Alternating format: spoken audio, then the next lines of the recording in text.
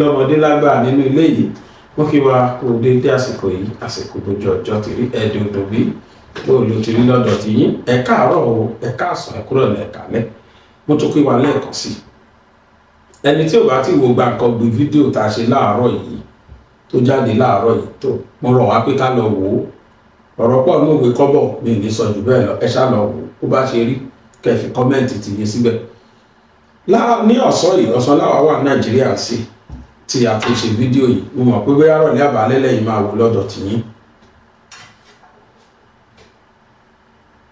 Mr. Gumi ṣé Mr. ní kí n pè àbá àfáà Gumi àbí ṣe Gumi is on the news again. Gumi ti jáde fún Sunday Igboho ṣe ẹ ti rí gbọ́ àwọn Fúlàní ò tí ì yé ké lórí bí Sunday Igboho ṣe ń káàkiri ẹ rí pé nígbà tí Igboho ti padà délé tó kúrò nínú igbó Ọ̀yọ́ park ẹ rí báwọn Fúlàní dákẹ́ ọkàn wọn balẹ̀ bọ̀ àsúnà sàn tó ti rí pé Igboho ti gba àwọn tí wọ́n gbé ní Ìgbópa àti Igboho obìnrin àti ọmọ ẹ̀ tí wọ́n rí pé wọ́n ti gbà wọ́n lẹ̀ báyìí àwọn Fúlàní tó bẹ̀rẹ̀ straight ọkùnrin aṣáàpè lọ́wọ́ ẹ̀ ó bá láàárọ̀ nù Gumi bá jáde fún Igboho ṣe rí ọ̀rọ̀ Gumi àbọ̀ abánìjọba fọ̀rọ̀ Gumi ṣe gọ́ọ̀mẹ̀ntì ò tí fẹ́ láòdù ẹ̀ tẹ́mi dáwọn gọ́ọ̀mẹ̀ntì máa padà láòdù ẹ̀ tó bá gbé Gumi sí mú fọlọ́run búra ó lè kó bá Tinunbu tó bá gbé sí ó lè kó bá Tinunbu ó dẹ̀ lè tún fa insecurity tí ò wà tí ẹ̀ tọ́wọ́ tágbàrà wà ní kàmọ́ rárá mọ́rọ́gbọ́n ni máa yẹn ṣe sùúrù fún torí ó ti wà long overdue kí wọ́n gbé Gumi. The man has beaten more than what he can show. Ó ti pọ̀ jù. Ìwà tí Gumi wù ọ̀rọ̀ tó ń sọ ó ti pọ̀ jù. Ordinary person kan ò gbọ́dọ̀ sọdún ẹ̀ ní Nàìjíríà yìí. Wọ́n á ti gbé tipẹ́. But wọ́n ní Gumi bíi celebrity àwọn Fúlàní. Láàárín àwọn Fúlàní celebrity ni Gumi. Ẹni tó lẹ́nu ọ̀rọ̀ ò ní Gumi. Ẹni tó jẹ́ kó lè pàṣẹ ò ní Gumi jẹ́ láàárín àwọn Fúlàní. Kódà mo fẹ́ ní wọn ọ̀pọ̀nlé tó Sultan of Sokoto àwọn ọ̀pọ̀n Sultan tó lé tó Gumi níbi tí wọ́n pọ̀n lé dé sọ ẹni máa gbérù yẹn á ṣe sùúrù mo mọ̀ pé Gumi máa kó sí pápẹ́ ìjọba láìpẹ́ yìí. Islamic cleric Sheikh Ahmad Gumi has cautioned Yoruba Nation activist Sunday Igboho against attempt to arrest suspected bandits. Warning that such unauthorized action could plunge Nigeria into an ethnic war. Gumi argued that law enforcement investigations and arrests are the exclusive constitutional responsibility of established security agencies. Ká gbé èèyàn o, ká dáyàn lẹ́jọ́ o, bó ṣe wà yẹn purely our security agencies nìkan náà gbọ́dọ̀ ṣe. Now let me burst your bubble Mr. Gumi ó ń ṣe ṣéèkì lọ́dọ̀ tèmi kódà àwọn bá lè pè é ṣàìtọ́ lòbù nítorí wàá ṣàìtọ́ lòun mùsùlùmí lèmi náà and I'm proud to be a Muslim but I will always against anything tó bá ṣe torí pé ẹ̀ bá wà lójú jẹ ni. You are never a Muslim. What you are is propagator of banditry. Now Gumi sọ pé Igboho ò ní right láti wọnú igbó láti lọ gbé anybody láti lọ ṣe kankan fẹ́nikẹ́ni pàápàá jùlọ àwọn bandits. Fortunately and unfortunately for Gumi kí Igboho kí n tó ṣe lè wà legally back up Igboho kí dá wọnú igbó nìkan àwọn tó rescue lẹ́nu ọjọ́ mẹ́ta yìí Igboho dá nìkan lọ ṣe torí irú yín báyìí náà ni Igbo has always been going now with Nigeria Army and Nigeria Police. Pàápàá jùlọ Nigeria Federal Police láti Abuja. Ṣé FIB ló ń jẹ́ àbí FIB? Federal Intelligence Bureau náà jọ ń lọ. Anywhere tí gbogbo bá ń lọ wọ́n jọ ń lọ. Tọ́ba dẹ̀ ti arrest èèyàn, àwọn ọlọ́pàá ni wọ́n take care. Èyí tó sì ṣẹlẹ̀ láìpẹ́ níjọ́ Friday, bóyá Friday or Saturday, tí wọ́n rescue woman kan rescue yẹn. Ìgbòho pẹ̀lú àwọn ọlọ́pàá náà jọ rìn. Kọ́ lè máa assist Ìgbòho náà ṣe fún àwọn ọlọ́pàá yẹn tì. Kírú yín tẹ́ máa pariwo pé kò wà legal, it is illegal, it is kí náà ṣe fi àwọn ọlọ́pàá àtàwọn tó dẹ̀ wà legal kan náà fi tì. Bó pariwo ó wà legal kò wà legal yìí, why don't Gumi tell the bandits wípé kò wà legal nǹkan tẹ́ ẹ ṣe yìí? Why now that Igboho is coming out? For that, go for that. The warning comes after Igboho and his team reportedly stormed the Old Oyo National Park, the Old Oyo National Park forest, to search for over 45 kidnapped school children and teachers. While local communities in the southwest have launched self-defense and rescue efforts. Gumi criticized the targeting of suspected Fulani bandits, advocating instead of dialogue and amnesty approach once used for Niger Delta militants.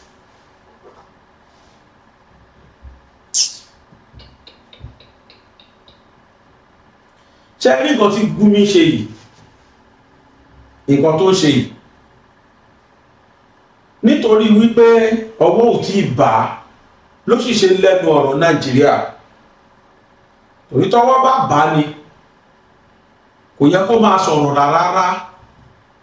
Gumi sọ fún wa nísìnyí pé instead tí Ìgbòho ṣe kiri yẹn, ó yẹ kí wọ́n dá lọ́ọ̀gì pẹ̀lú àwọn ajínigbé ni, kíjọba tó wá fún wọn ní amnesty bí ìtàn ṣe fáwọn ará Niger Delta. Mr. Gumi come and answer me.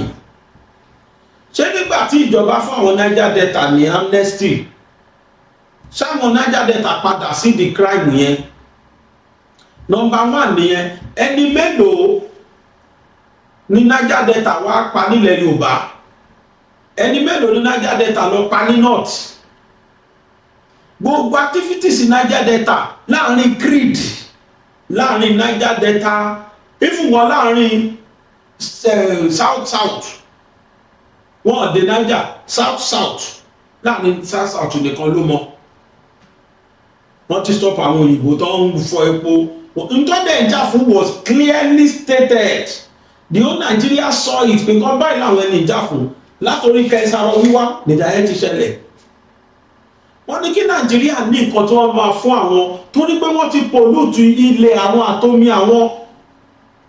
Ilẹ̀ wọn ò ṣe dáko, omi wọn ò ṣe mú. Wọ́n ti pollute gbogbo bẹ̀ tí wà proliferate, kò sí kankan tó lè, no business activities síbẹ̀ ju kan pẹja lọ. Then àwọn ọmọ wọn ní kí wọ́n máa gba some percentage of them síṣẹ́. Ara àwọn nǹkan tó ń jà fún nìyẹn. Yar'Adua àdẹ́gbẹ́ òun lísìn Abacha ò fẹ́ gbọ́ wọn rárá. Wọ́n pa Kẹsàrọ̀ wíwà àtàwọn ẹgbẹ́ ìdànù, àwọn náà bẹ̀rẹ̀. Nígbà tó sọ tún bínú bí tó rí pé ìjọba ò fẹ́ gbọ́, wọ́n sọ do onímọ̀ gbọ́nà, ìjọba padà lísìn sí wọn. Wọ́n fún wọn ní amnesty and since then wọ́n kọwọ́ ọmọ wọn báṣọ. And gbogbo ìjà tó ń jà gbà yẹn pátá gbogbo Nigerians mọ kí wọ́n fẹ́. Gbogbo Nigerians mọ̀ pé wọ́n ò délẹ̀ Yorùbá. Niger Delta ò dá wa láàmú lẹ̀ Yorùbá. Kò dá wọn lẹ́mú lẹ̀ Haúsá. Kí làwa ṣe fún Fúlàní? Kí ni Yorùbá ṣe fún Fúlàní? Then ask them kí ni wọ́n fẹ́ kó tó máa jí wa gbé. Ṣé nǹkan tí Niger Delta ń jà fún làwọn Fúlàní yẹn ń jà fún tó ń bèrè Gumi bèrè amnesty fún wọn? Pẹ̀lú ẹ̀ náà wọ́n fún wọn repentant, wọ́n pè wọ́n ní repentant Boko Haram tó bá rìpẹ́ǹtì tán lẹ́dùn gbogbo èèyàn tó ti pa tán láwọn sọ̀rọ̀ ẹ̀dá ìjọba tó níye tó ń fi owó wa tó ń fi táàsì wa san fún wọn lóṣooṣù oníye mílíọ̀nù tó máa kọ́ gbé fún wọn gbàrà pẹ́ sọ pé tiẹ̀ ṣe mọ́ ẹgbà ládùúgbò ẹ̀mí tó ti gbà injustice of highest order láwọn tó jẹ́ kán sọ̀rọ̀ ẹ̀dá báyìí kíjọba kán fìbọn fọ́ orí wọn kán já wọn jálajàla ni because wọn ṣẹni tó yẹ wọn wúlò ní Nàìjíríà wọn ṣẹ tó yẹ kárí despite that wọ́n sì ń foríjì wọn wọ́n kó wọn sínú military gbogbo àwọn tí Buhari kó sínú military lẹ́nu àwọn náà pose threat sí military wa lẹ́nu àwọn nínú wọn líìkì gbogbo àwọn security dialogue tó jọ ní gbogbo àwọn plans tó bá ti ní àwọn náà lọ líìkì intelligence gbogbo security intelligence report àwọn náà lọ líìkì síta fáwọn agbénipa yìí wọ́n ti wà nípò ọ̀gá káàkiri ayé wọn yìí ni wọ́n pa general jù torí àwọn tí wọ́n wà nídìí intelligence report tó líkì sí wọn lọ́wọ́ tán láwọn repentant Buhari planted them in different sectors àìmọye ibi tí Buhari ti plant wọn sí now tell me you are not calling for you are calling for kí wọ́n fún wọn náà ní amnesty bí wọ́n ṣe fún àwọn Niger Delta ṣé nǹkan tí Niger Delta ṣe lẹ́yìn ṣe yìí ṣáwáṣẹ́ wọn ni àṣẹ Fúlàní àbí Yíbò ṣe Fúlàní ṣé South ṣe Fúlàní àwọn South tí wọ́n jà fún amnesty tíjọba padà fún amnesty they have reason tó fi ń jà wọ́n ọ̀dẹ̀ gba owó lọ́wọ́ ọmọ Nàìjíríà wọ́n jí Nàìjíríà sì gbé kan gbowó lọ́wọ́ ẹ̀ àwọn tí wọ́n ń gbé làwọn tí wọ́n wà nídìí epo ní Niger Delta kan bló àgbà epo wa kan ṣe gbogbo wà láàrin Niger Delta bẹ́ẹ̀ láàrin àwọn South ní gbogbo wàhálà yẹn máa fetí gbọ́ ní and they believe that is the only way táwọn lè gbà tíjọba fi lè listen sí wọn and fortunately for them ìjọba listen sí wọn to the extent that ìjọba create the Ministry of Niger Delta bó tiẹ̀ tí nǹkan jẹ́ pé àwọn olúbebe àǹkó wọ́n kówó yẹn lọ́gbẹ̀yìn ni ẹ rántí olúbebe wọ́n padà kówó yẹn lọ́gbẹ̀yìn ni so Gumi ó sì lẹ́nu ọ̀rọ̀ sí nítorí pé owó ò tí ì bá you are now telling us that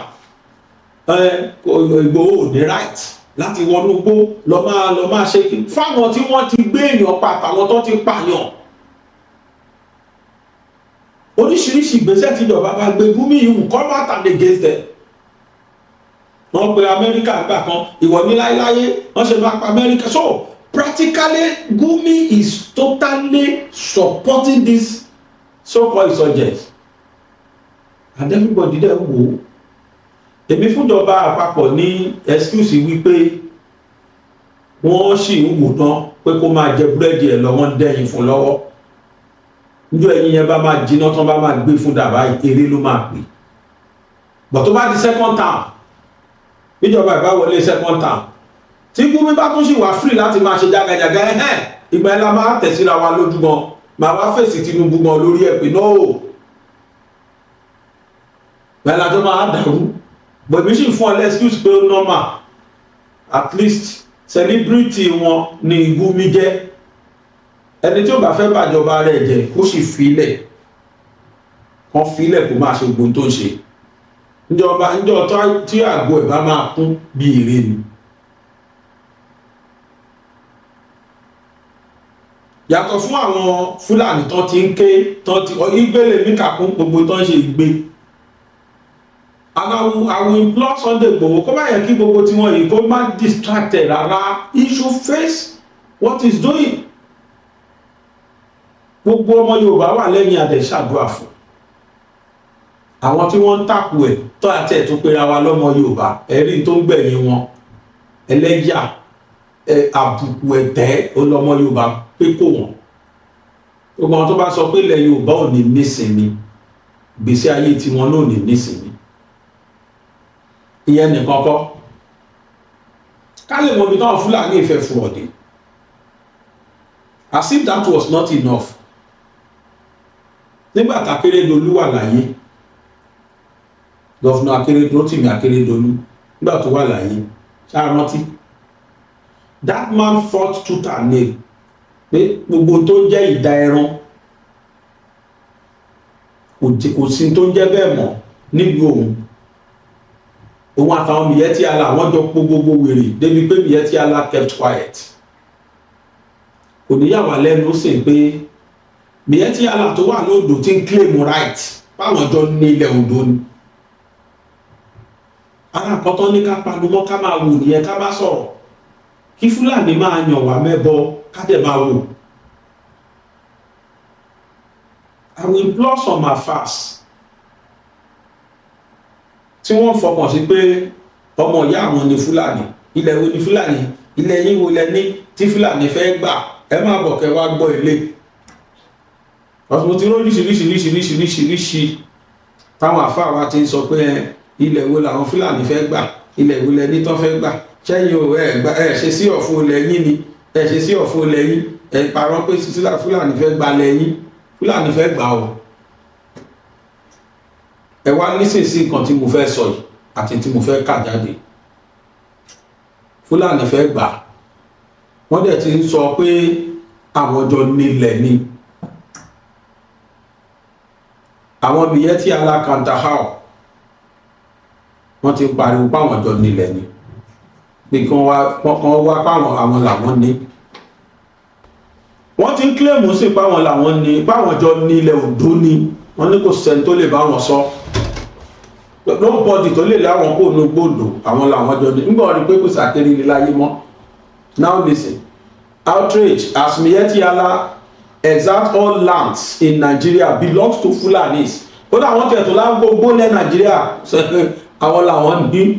Vows to hold Ondo forest. Sunday Igboho wá gbọ́ o, àwọn custom ẹ̀ tó ti dé o. Akure, a major constitutional and ethno-religion debate has been reignited across Nigeria following highly controversial assertions attributed to the national leader of Miyetti Allah, Kantahau Bello Abdullah Badejo, as captured in widely circulated public records. Badejo claims that the Fulani ethnic groups owns all the lands in Nigeria. Ó ní gbogbo ilẹ̀ tó wà Nàìjíríà pátá, gbogbo ilẹ̀ tó wà Nàìjíríà yìí ó ní Fúlàní ló ní, Bódèjó ọ̀gá wọn. Ó ní ká ní bọ́dì má ṣàkóso àwọn gbogbo ilẹ̀ tó wà Nàìjíríà wọn làwọn ní, Fúlàní ló ní. Ẹjẹ́ àwọn àkáǹṣò has captured widely circulated public records. Badejo claimed that the Fulani ethnic groups owns all the lands in Nigeria and definitely stated that no power can remove us from Ondo forest. The inflammatory statement has drawn sharp criticism from legal experts, civil society organizations and regional socio-political blocs who view the claims as a direct affront to the statutory sovereignty of state governments and the clear provisions of Nigeria Constitution. The legal reality. The Land Use Act of 1978 for an analytical and educated populace. The premise of absolute ethnic land ownership directly collides with the fundamental pillars of Nigerian property law. Legal analysts have quickly pointed out that the claim has no basis within the country's current jurisdiction or jurisprudence.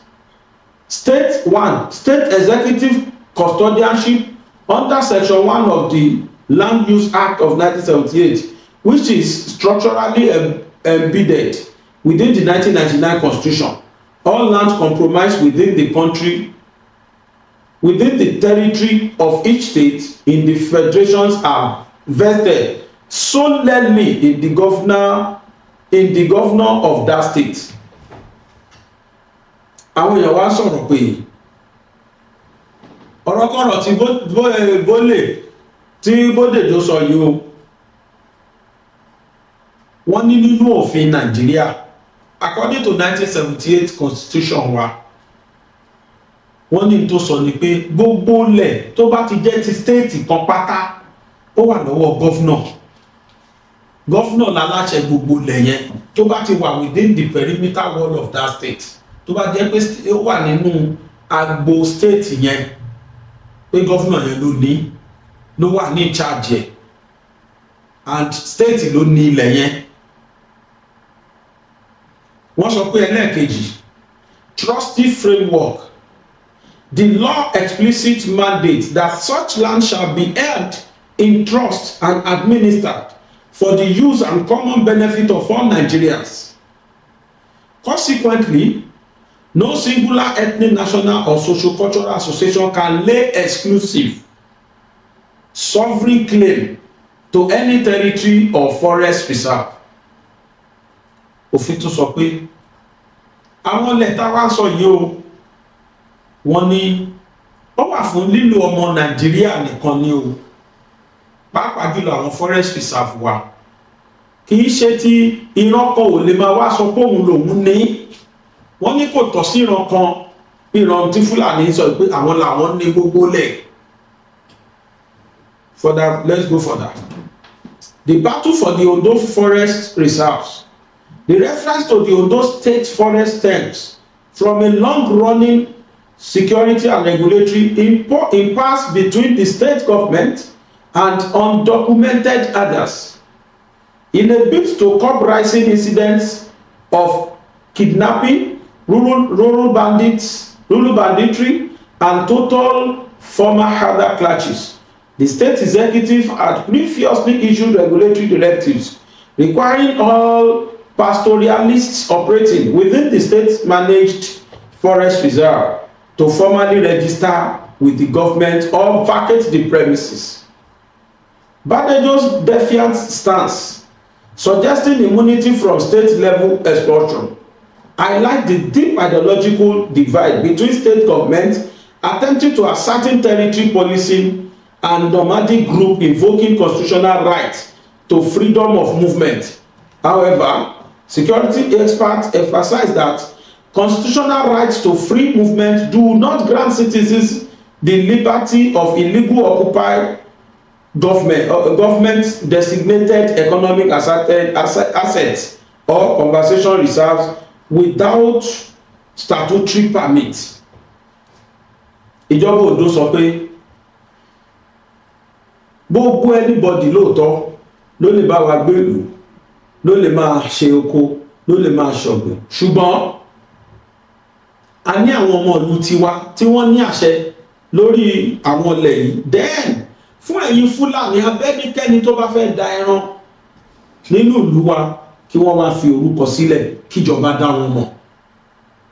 Wọ́n ní ṣùgbọ́n Bello Bódèjò ó tako eléyìí gidi gan, nítorí kíni òun nígbàgbọ́ pé freedom of movement wà fẹ́nikẹ́ni ní Nàìjíríà. A lè gbébi tó bá wù wá, a lè ṣe business tó bá wù wá lórí ilẹ̀ kílẹ̀ ní Nàìjíríà. Àwọn èèyàn wá takò pé kò sí tó jọ o, gbogbo tó bá ti máa fa ìnira fún àwọn ọmọ onílẹ̀ nílùú tẹ́ wá bá wọn gbé, tó di pé ó ń fa ìjà darandaran àtàwọn àgbẹ̀ nílùú wọn, ní ráìtì láti gbé rúlù bẹ́ẹ̀ àbí kẹ́ ṣe kankan nínú ìlú bẹ́ẹ̀ láti tako àṣẹ tíjọba bá pa. Social political organizations in the Southwest, including the Pan-Yoruba group Afenifere, have warned that such provocative rhetoric complicates fragile, peace-building efforts and threatens national cohesion. Analysts argue that framing pastoralist migrant patterns through the lens of historical conquest or permanent ownership only worsen existential anxieties among host community. Káwọn darandaran máa pa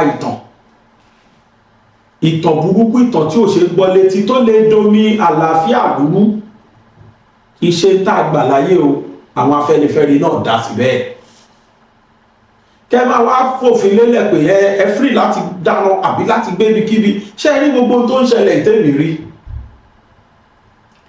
Àwọn National Assembly wa yẹ kán sì ṣòfin kan kí wọ́n bá ní gbogbo àwọn tí wọ́n da ẹran nílùú onílùú, kí wọ́n bá ní wọn pé látẹ̀lé lọ ẹ̀ free láti dáná wọ ìlú kan láì ṣe pé gbàṣẹ lọ́wọ́ àwọn aráàlú yẹn. Tí National Assembly bá ṣe òfin yẹn nísìnyí kò tí ẹ nídìí wàhálà lákòóra wa sí, kò nídìí ẹjọ́ mọ́.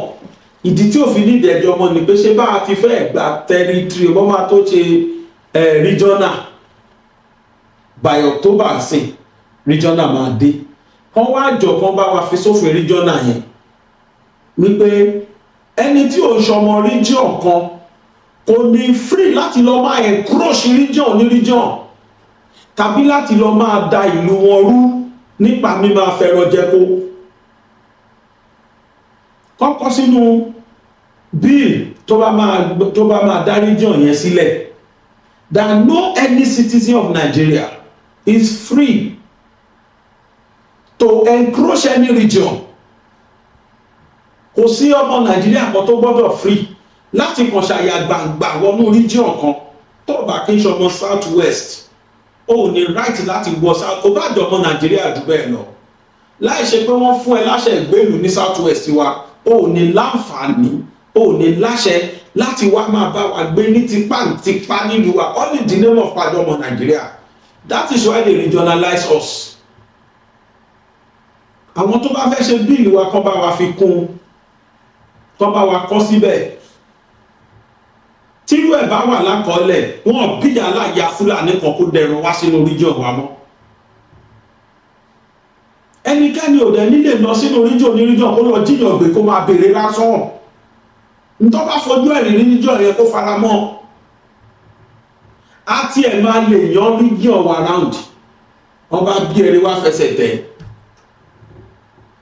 Torí ipá àjọkọ́mọlùbọ̀ ni ò jẹ́ kọ́rọ̀ yanjú. Nísìnyí táwọn ti fẹ́ regionalize wa yìí, gbogbo ìdíbẹ́yẹ́wé bódèjò ń pariwo ẹgbẹ́ ẹnu tó ń ṣe nọ́nsẹ́ǹsì yìí. Tá a bá gba region tán bá bí bàbá ẹ̀ re kó tún wá ṣe mìyẹ́ tí àlà wọn kan tún gbèdé bí kan wá ṣe ń bí. Níyẹn káwọn ọmọ region wa bá fi wọ́n patú tó bá wọ̀n Afri. And that is the more reason why tán fi against the region yẹn tán fi fẹ́ kó wáyé. And wọ́n fẹ́ o wọ́n kọ́ o that region has come to stay. Mo rí ní news lé àná but mi fẹ́ believe. Mo gbọ́ pé wọ́n náwọn National Assembly tí wọ́n ti pass ẹ̀, wọ́n ti sign ẹ̀. Wọ́n bá dẹ̀ sign ẹ̀ Tinunbu ní tí kan ṣe bẹ́ẹ̀ National Assembly kan máa gbébọ̀ ó máa send ẹ̀ straight ni ó dòfin ni. By October ká bẹ̀rẹ̀ sí ni máa lo region. Tinunbu tó lọ a lè sọ pé ta tó máa wà. We want total freedom from this apanirun tó ń pera wọn Fúlàní. Ẹ wọ́n gbọ́ òfin òṣì, ẹ wọ́n gbọ́ òfin orí burúkú tí bódèjò bá wa kílẹ̀mù nílùú tí kìí ṣe ìlú bàbá ẹ̀ lọ́dọ̀ tẹ̀. Ṣé ìran Fúlàní kan wà? Ṣé ìran Fúlàní kan dá odò lẹ́ni? Ìran kan wà ní odò tó jẹ́ ìran Fúlàní láì ṣe Kwara. Agbọ́pọ̀ ti gba Kwara mọ́ Yorùbá lọ́wọ́, fine. Àwọn tó sì ríra wọn Yorùbá ń bẹ̀, Ọlọ́run ṣeun. Gbà Tinunbu máa dá state, àwọn Yorùbá Kogi àti Yorùbá Kwara ó kó wọn papọ̀ ó pè wọ́n lójú Ọya state. Káwọn Yorùbá yẹn máa bọ̀ lé. Àwọn tó gbàgbọ́ pé Fúlàní làwọn ní Kwara kọ́ dúró sọ́hùn kọ́ dúró sí náà tiwọn. Àti Yorùbá Kwara àti Yorùbá Kogi wọ́n kó wọn pọ̀ wọ́n pè wọ́n lójú Ọya state. Ó tẹ́ wa lọ́rùn bẹ́ẹ̀. Tó bá wá gba region wa tán Fúlàní tó bá bí bàbá ẹ̀ rẹ̀ inú jágẹ̀jàgà tí bódèjò sọ yìí àbí jágẹ̀jàgà tí Gumi sọ yẹn káwá wò bóyá ó máa ṣẹlẹ̀, káwá wò bóyá ó tún máa rí bẹ́ẹ̀ lóòótọ́, bóyá ó tún sì máa wá. Ikú Akérédolú ló bà nǹkan jẹ́. Gbogbo jágẹ̀jàgà tí bódèjò sọ yìí kò ṣe sọrú ẹ̀ láyé Akérédolú ó máa pàṣẹ ni. Ẹran tó bá ti bá nínú oko olóko ẹ lọ gbé ẹgbẹ́ ẹran yẹn sí ẹ̀. Mo dúró tí mo gbé gọ́fúnà tó ní action gọ́fúnà ó kárí lọ́rùn. Àbí Fúlàní tẹ́ bá rí tó dẹ ẹran lórí títì báyìí ẹgbẹ́ òun àti màálù rẹ̀ ó ti di dáwọn kan sílẹ̀ special ni tó yẹ kàn táwọn wà ní charge ni mọ accident tí ẹran dídà ti dálẹ̀ ọ̀rọ̀ wọn jiyàn gbé yìí ṣebí ẹran dídà kún nǹkan tó fi bẹ̀rẹ̀ gbà yẹn ẹran náà máa dà sí títì mọ́tò tó ń bọ̀ àwa dúró báyìí wọ́n máa kidnap ẹ̀ ni èèyàn sáà ní drive wà ní màálù wọ́n bá da màálù bíi 300 wà ní títì ó dìkẹ́ ẹ̀ dúró ẹ̀fẹ́ kan lọ tán. Now kò sí ìlú yẹn mọ́ ní òjò ń gbà yẹn wọ́n wá ní pákẹ́rẹ́ àwọn Fúlàní yọ̀ nígbà tákẹ́rẹ́ lolúkú what are you talking wọ́n yọ̀ nínú wọn dùn ní pé yes wọ́n lọ ìlú ẹ̀ ọ̀wọ̀ wọ́n lọ jí wọn gbé inú chọ́ọ̀chì ń bẹ̀ ọlọ́dẹ̀ ṣe gbogbo àwọn tó ṣiṣẹ́ yẹn gbọ́n náà ti bá kú wọn pàdé gbọ́n náà ti dájọ́ kú fún kan pa wọ́n láàrin tí ìjọ máa pa wọ́n lókùtà retí gbogbo òṣì táwọn Fúlàní yìí ṣe yìí torí bá kọ́mọ lùbọ́ ni àdúrà mi sọ lọ́hùn ní kọ́ lọ́hùn jọ kó jẹ́ kí ríjọ́ náà yẹn kó wáyé lóòótọ́ I will be the happiest man on earth wallahi because most of àwọn òfin kan tó wà nílẹ̀ tí a rí ṣe I know we are going to effect it this time around tó bá wá bí bàbá Gumi re kó tún máa wá pàṣẹ ilẹ̀ Yorùbá kó tún máa bọ̀ kó máa wá pàṣẹ Bódèjò yìí náà Bello Bódèjò kóun náà tún máa wá pàṣẹ àwọn làwọn nílẹ̀ àwọn láṣẹ láti lọ́bi nínú region wa tó ti regionalize wa ẹ̀kọ́ máa bọ̀ kárí bẹ́ẹ̀tọ́ náà kó ṣàánú wa àwọn South West governors wa ṣe wọ́n ready insecurity tó ń lọ káàkiri South West ta ló kọ̀ọ̀sẹ̀ kí ṣe àwọn South West governors wa náà pẹ̀lú ẹ̀mú gbogbo owó local government sí ẹ̀ ẹlẹ́yìn ò believe nínú autonomy local government they cause all these problems and even they have crossed their teeth and dot their eyes if the eyes has been dotted and the teeth has been crossed kò ní sí gbogbo wàhálà yìí nítorí pé àwọn remote villages tó wà ní state ẹnì kọ̀ọ̀kan they abandon them. They abandon those remote villages. Èyí tẹ̀lé gbowó wọn sọ́wọ́ they're ready láti develop ọ̀dọ̀ wọn. All their local government are there. They are useless. Oríire tó ti lọ gbé wọn yẹn béèrè pé police station mélòó ló wà lódìdí local government. Wọ́n lẹ́yọ̀ wọ́n sọ pé ẹyọ kan.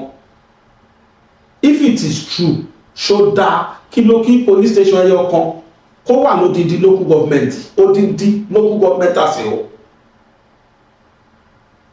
Ó dá kó jẹ́ yọ̀kan Abẹ́òkúta wá ń bí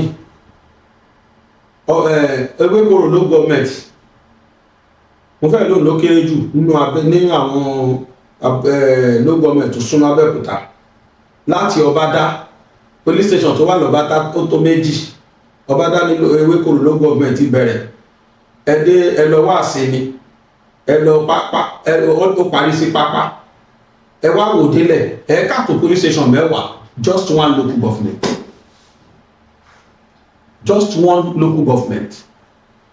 local government inú Abẹ́òkúta wa ń bì ẹ má tiẹ̀ sọ Abẹ́òkúta ká sọ pé state capital ni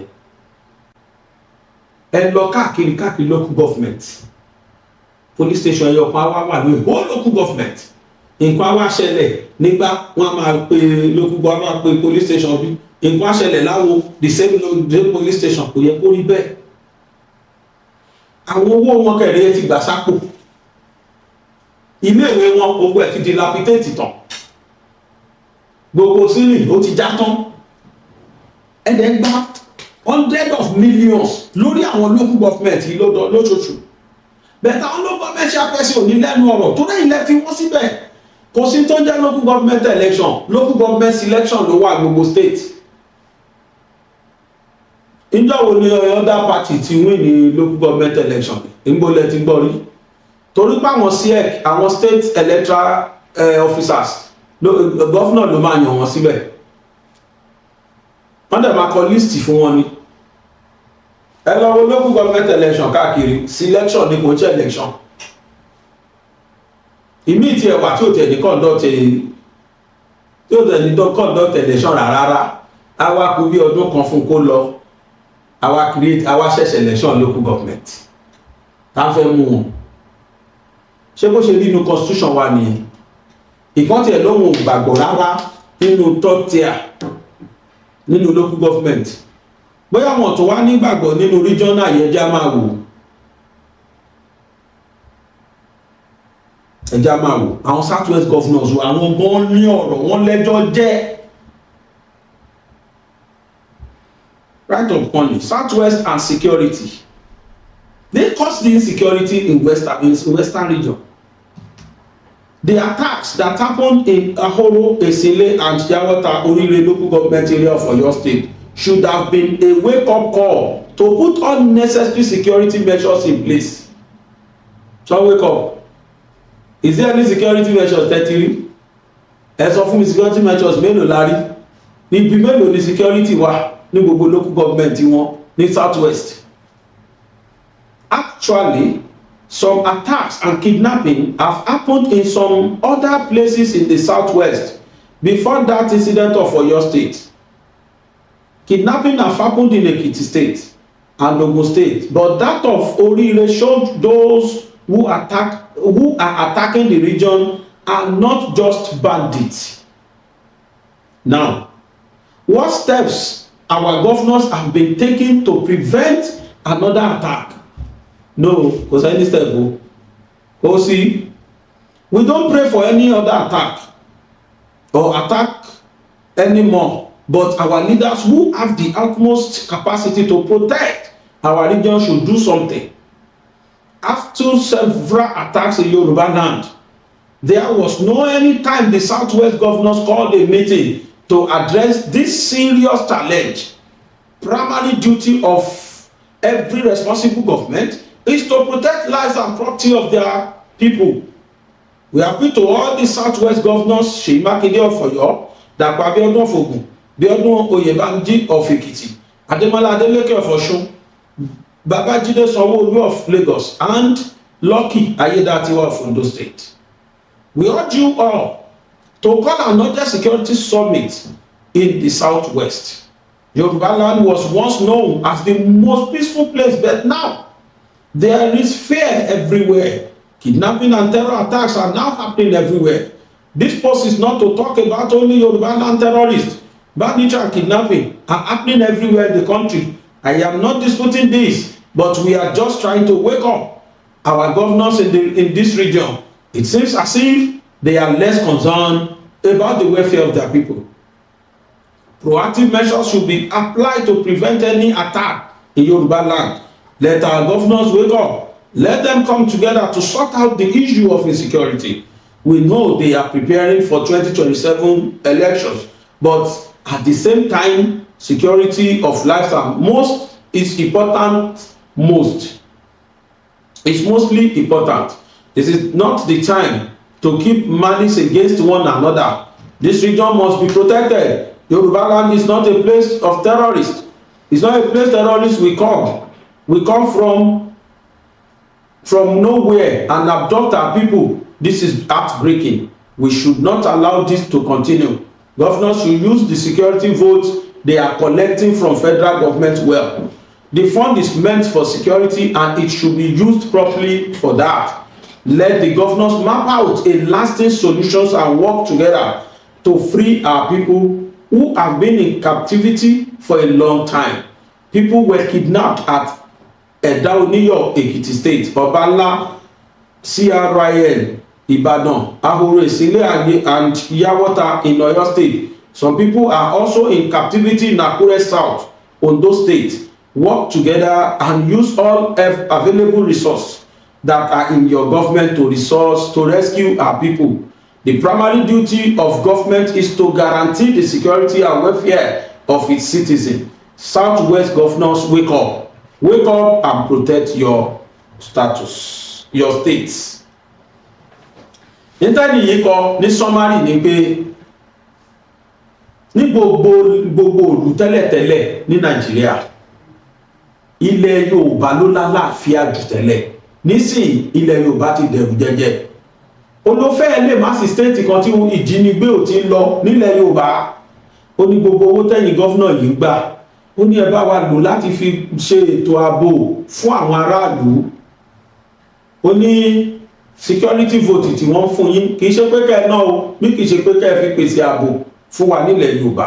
Ó ní láti ìgbà tán ti ń jí Yorùbá gbé yìí, ó ní kò sígbà kan táwọn gọ́fúnà sì wá papọ̀ láti ronú àti láti ṣe ètò dáàbòbò fún ilẹ̀ Yorùbá. Kí ni tá a lè ṣe? Wọn jókòó rú ẹ̀, kò sí jókòó pé ìjókòó ààbò la jókòó security summit. Ẹni wá sọ pé in tó mú kọ yìí o ṣe láti fi tako gọ́fúnà kankan. Gbogbo àwọn owó allocations tẹ́ gbà ẹ lò wọ́n láti fi túnlẹ̀ Yorùbá ṣe. Ó ní ìta àkọ́ yìí ó láàkọ́ ní ó jẹ́ ìpèníjà ewé kọ̀ọ̀kọ̀ fún gbogbo àwọn South West governors ni. A fi ń pè wọ́n níjà ni, a fi ń ta wọ́n jí lójú oorun, ìtanijí ló jẹ́ fún wọn látòjú oorun pé ẹ dìde ẹ ṣe gírí, ẹ bá wa gbélẹ̀ Yorùbá ga, ẹ bá wa secure wa. Ẹ̀yin láláṣẹ ti gbàṣẹ lọ́wọ́ àwọn ọba, àwọn ọba ò láṣẹ mọ́. Kò sírú mítì táwọn ọba wa lè ṣe kọ́kọ́ fún yín ní kọ̀míníkè ni tó bá fún yín, tó bá wùn yín lẹ máa yà sí, tí ó bá wùn yín ẹ̀ ní yà sí. Ẹ̀yin gangan o lẹ di àṣẹ ilẹ̀ Yorùbá mú. Èkìtì, Oǹdó, Ọ̀ṣun, Ọ̀yọ́, Ogun State àti Lagos State, ẹ̀yin mẹ́fẹ̀ẹ̀fà yín ní kẹ́ ẹ bá wa parapọ̀, kẹ́ ẹ bá wa túnlẹ̀ Yorùbá ṣe.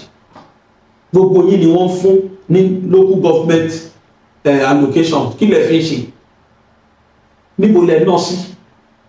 Gbogbo local government kọ̀ọ̀kan bí ìdìbò yẹ kí developmental project má sí ní any of the local government because you are collecting the allocation. Ìjọba ò sọ pé capital nìkan la máa fún yín lówó lé lórí o kẹ́ máa fi tún ṣe. Gbogbo yín capital state yín nìkan lẹ face. Tẹ́ bá ti ṣe títì ọ̀nà tó ṣe rìn sí capital òun la wá rí lókun state pàápàá ẹwà Abẹ́òkúta bó ṣe rí. Gbogbo ibi támọ́sùn tún ṣe dé tẹ́lẹ̀, gbogbo èlò tí wúlò ti ń bàjẹ́. Ọ̀dọ́ gọ́fúnà wa ń tráyò torí wọ́n bá wa páàṣì títì, wọn kò ráyè kọ́kọ́ ṣọ́ọ̀tì ní títì ni wọ́n bá wa páàṣì ẹ̀ gbogbo ìgbà. Tó bá ti ń wọn ti sáré rí katapila wọ́n bá wa dí kòtò. Ìtawà enjoyment tí àyà enjoy nìyẹn ní state capital lọ́wọ́lọ́wọ́ yìí. Wọ́n ti fẹ́ parí airport ní Abẹ́òkúta tẹ́lẹ̀ ní ọ̀nà wá sinmi. Nígbà gọ́fúnà wá dé wọ́n gbé pa wọ́n yà gbé lọ lú wọn. Ẹ̀rí kó dáa bọ́ọ̀mù Abẹ́òkúta sì bá fẹ́ wọ aeroplane àfi ká kọ́kọ́ dé ìlú gọ́fúnà wa ibẹ̀ láti máa lọ wọ aeroplane. Ẹ̀rí kó dáa bẹ́ẹ̀, kò sí wàhálà. ń táwọn sọ ni pé sà àní gbogbo ẹ̀yin gọ́fúnà sí ilẹ̀ Yorùbá pátá ìṣe ni kẹ́ ẹ mú owó yín, kẹ́ ẹ owó local government ẹ̀ ń gbà ẹ ná sáwọn local government yẹn. Ẹ jẹ́ kí wọ́n mọ̀ pé àwọn náà enjoy efficacy government. They enjoy the efficacy of governance in their local government. Kì í ṣe local government tó fojú hàn nìkan. Àwọn ìlú kan wà ní láwọn tó jẹ́ pé bẹ́ẹ̀ bá bí yín kú ẹ̀yẹ gbé mọ́tò lọ. Òkè tó wà mẹ́jọ òkè láǹgbòdo lọ tí mọ́tò ṣe ń gbà rárá. They don't know that government is existing. Ẹ wá mọ tó fọ́nì jù kán tó di gọ́fúnà gbogbo bẹ́ẹ̀ ni wọ́n máa yí ká o. Torí gbogbo bẹ́ẹ̀ náà ti ní ìdìbò, gbogbo bẹ́ẹ̀ náà máa káàkiri àwọn yẹn náà dẹ̀ gbọ̀ títí. Àwọn tó yẹ ká ẹ fi òkò tó dá pàdé ẹ lè wà bí ẹ rántí pé nǹkan kan wà bí ṣá tó yẹ ká ẹ ti sẹ́ẹ̀tì òkò wọn ká ẹ fi pàdé wọn rárá o. Wọ́n á ti rán àwọn èèyàn lọ lókun bí ọ̀la sọ́tún láti gọ́fúnà máa wá. Wọ́n á ti ránṣọ lórí burúkú sí wọn lọ́rùn, wọ́n á ti fún wọn ní ṣẹ́ẹ̀tì àti polo. Àwọn yẹn náà máa wá jójó ìyà ara wọn yóò fò tán wọ́n máa jùdí orí burúkú. Tó yẹ kẹ́ ẹ sọ tó ń ṣe yín gan, ìyà tó ń jẹ yín fọ́dún mẹ́rin kẹ́ ẹ sọ. Ngbọ̀n bá àwọn yẹn náà dẹ̀ gbọ̀n, wọ́n á ti lọ páàkì ráìsì ike kọ̀ọ̀kan àlùbọ́sà ńláńlá 500 tuntun wọ́n á wá kó méjì tó ń kọ ṣọ́rọ́ṣọ́rọ́. Àwọn yẹn náà bá ti rí ó ti parí, orí wọn ti tú kálẹ̀. Wọ́n mọ̀ pé odidi ọdún mẹ́rin bí làwọn tún gbà lọ́wọ́ wọn yẹn. Local government yóò tanná látọdún mẹ́rin ẹ̀ẹ́dẹ̀ sọ̀rọ̀. Wọ́n jẹ́ gbówó ribiribi lórí local government. They are all like that. bóyá la ní lẹ́nìkan nu wọn tó ṣe sọ páfẹ́ léyìí ipò lóníkálùkù wọn tó ń dù yìí láti governor to senate wọ́n tẹ̀ ṣe sí nìyẹn when you leave governor you become a senator mi ìbẹ́ tó ṣòfin yẹn fún wọn wọ́n á wá takú sí senate yẹn wọ́n lè lo 10 terms wọ́n ṣe lò lọ as if pé governance jẹ́ èrè ìdílé wọn birthright wọn ní as if pé kó sọ mọ mí bẹ́ẹ̀ mọ́ tó tún lè dìde mọ́ rárá o tí key post kan bá dẹ̀ yọ wọ́n á fix ọmọ wọn síbẹ̀ àwọn arìndè tí ò dákan mọ̀ wọ́n á máa jà lé àwọn tá à ń sọ yìí lórí wọ́n ń fa future yìí jẹ́ ẹ̀ ń jà lé wọn lórí ẹ lọ social media ẹ̀jẹ̀ láwọn ọmọ Ọ̀yọ́ state làwọn wọn ń ṣe mí gbogbo àwọn tó ti dáa fún gbogbo àwọn tó ti méèkì ẹ̀ gbogbo àwọn tó ti jẹ́ èèyàn tí lọ́wọ́ ò lè tòṣì mọ́ Ọ̀ṣun kọ́ ń gbé èèyàn ṣe gọ́fúnà tó ṣe kọmíṣọ́nà ọdún mẹ́jọ tó ṣe gọ́fúnà ọdún mẹ́jọ tó tún padà lọ ṣe kí ló pè mínísítà ọdún mẹ́jọ tẹ́ wá ń jà nítorí ẹ̀ tẹ́ gbèjà ẹ̀ ẹ̀yìn rẹ̀ lẹ́ṣẹ̀ tọ́lẹ̀ rí léèwé lẹ́ẹ̀rí bí iṣẹ́ fi ṣe yìí ní sàfíkẹ́tì wà lábẹ́ bẹ́ẹ̀dì tọmọ tọ̀ sí ìyẹn lẹ wá fẹ́ kúlé lórí gbogbo wọn pátápátá kò sẹ́ni tó ṣe é gbèjà every one of them anybody tẹ́ bá rí tó lẹ pósítà gọ́fúnà ẹ fóòtì fún mi second term irọ́ ni kò nífẹ̀ẹ́ aráàlú kò nífẹ̀ẹ́ aráàlú ẹni mélòó lẹ́ni náwó sí ní gbogbo àwọn gọ́fúnà tó ti jẹ lógún state mo rí Ìbíkúnlé Amósùn yọwọ́ sílẹ̀ kan pé tó ọ̀pọ̀ ilé ìtì ẹ̀sìn fẹ́ tọ́rọ àrí gbogbo developmental project tó ṣe ó fò síbì kan tẹ́ dé local government kan tẹ́ẹ̀nì náwó sí developmental project tí Amósùn ṣe síbẹ̀ ó rí ìjọba kan lọ ìjọba kan dé ni oníkálukú ló ní style tiẹ̀ tó lò àwọn kan láwọn tiẹ̀ nígbàgbọ́ nù local government autonomy àwa nu ọlọ́nu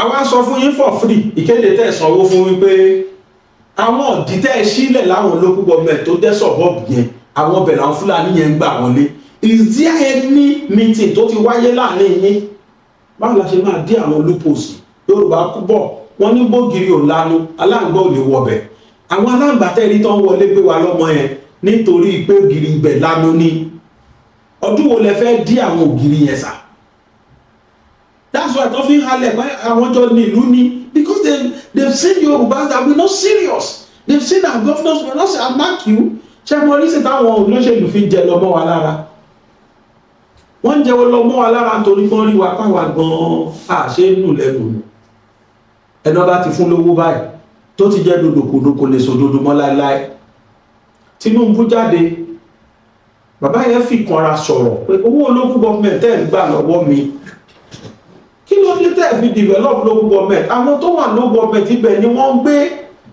ibẹ̀ ni wọ́n reside ibẹ̀ náà ti ń ṣiṣẹ́ iṣẹ́ ibẹ̀ náà ń ṣe gbogbo nǹkan bẹ̀ kí ló dé tẹ́ jẹ́ kó enjoy governance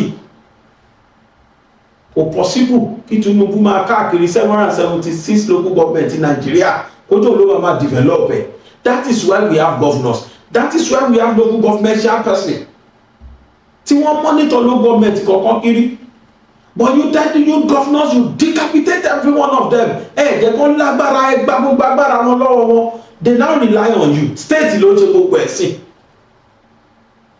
local government dem allocation ẹ̀dẹ̀ ń gbà ẹ̀dẹ̀ ṣe chai ẹ̀dà síbi kan tán bá ní pé láti 2023 tí Tinúbú ti débẹ̀ káwọn governors máa wá ṣe àkáǹtì iye tí wọ́n ti gbà lórí local government kọ̀ọ̀kan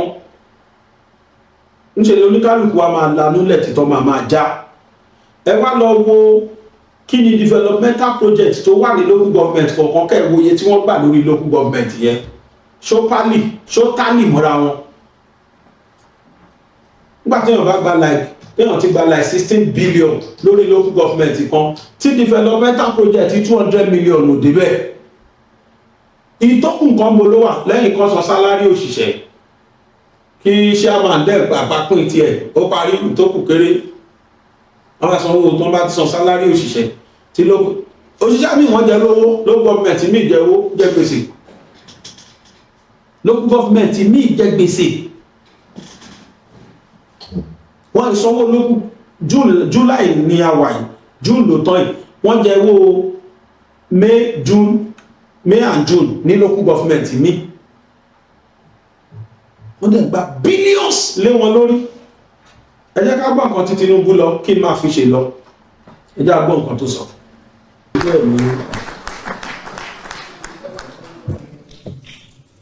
People are in the local community. That is where they reside. That is where they feed. That is where they garden. That is where they cook. That's where they farm. If the local government are not free and the leaders don't hang on to the number, we have 774 local government. It's just a number. Is it effective? Is it reaching the real people? Who is being held accountable for this money? Maybe we should look and recalibrate one version that was good 4 years ago might not be good today. And when we won the votes, we go to the locals. When we get the vote, we move to Abuja.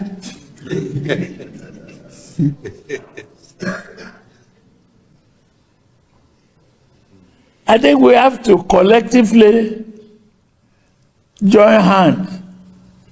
I need for you to get us a committee of people that can really embark on the campaign for our value to change.